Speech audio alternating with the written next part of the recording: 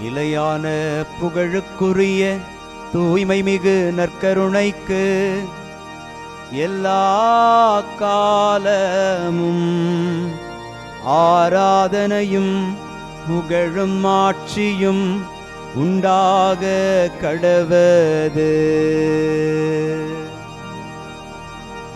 நிலையான புகழுக்குரிய தூய்மை மிகு நற்கருணைக்கு எல்லா காலமும் ஆராதனையும் புகழும் ஆட்சியும் உண்டாக கடவது. நிலையான புகழுக்குரிய தூய்மை மிகு நற்கருணைக்கு எல்லா காலமும் ஆராதனையும் புகழும் ஆட்சியும் உண்டாக கடவது.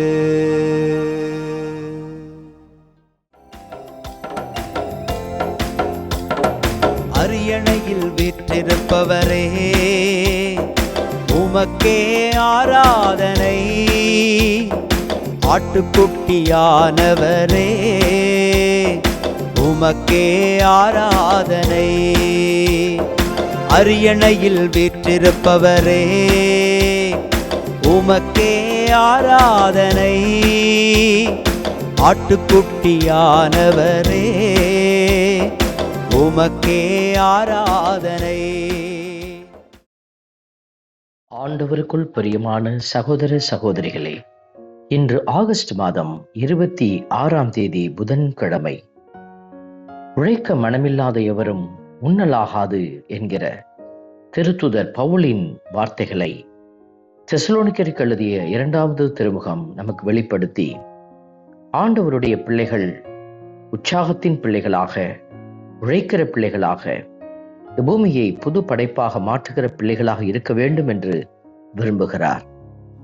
இதை உணர்ந்த பிள்ளைகளாக நாமும் ஆண்டவருடைய திட்டத்தில் சோம்பேறிகளாக இல்லாமல் உழைத்து புது உலகை படைக்கும் புதிய சக்தியாக மாற அருள் வேண்டி மன்றாடுவோம்.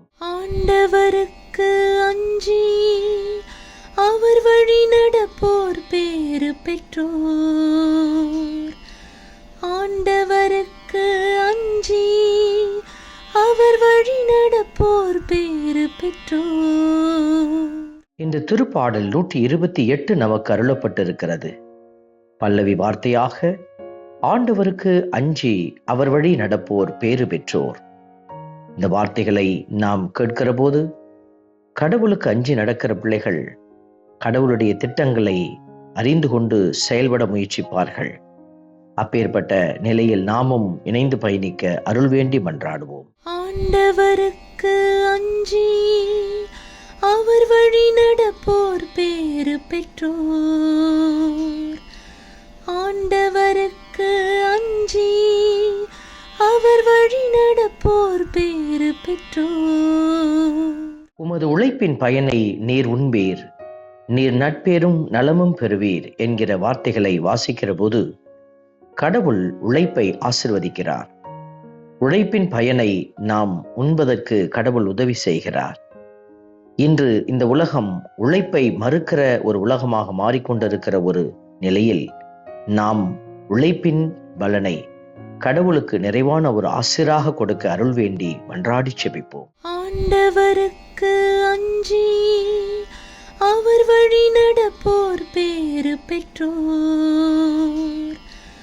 ஆண்டவருக்கு அஞ்சி அவர் வழி நடப்போர் பேறு பெற்றோர்.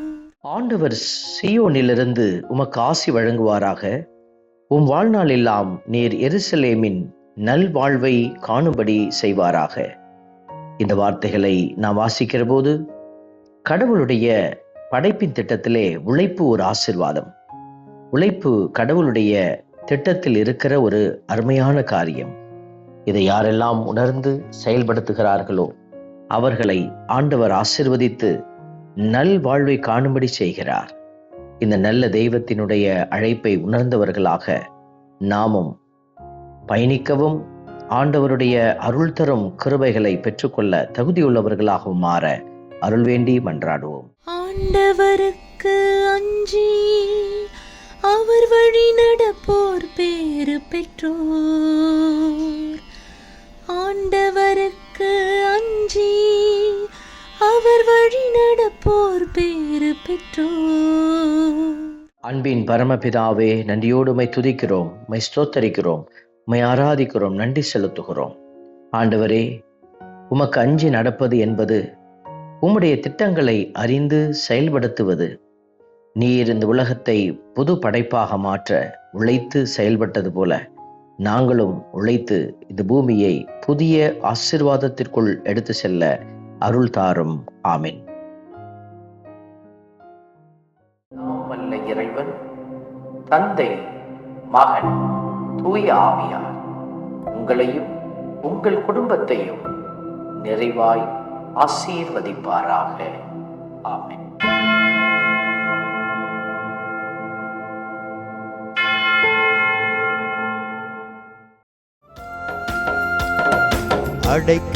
அடைக்கலமானவரே, படைகளின் ஆண்டவரே, அடைக்கலமானவரே,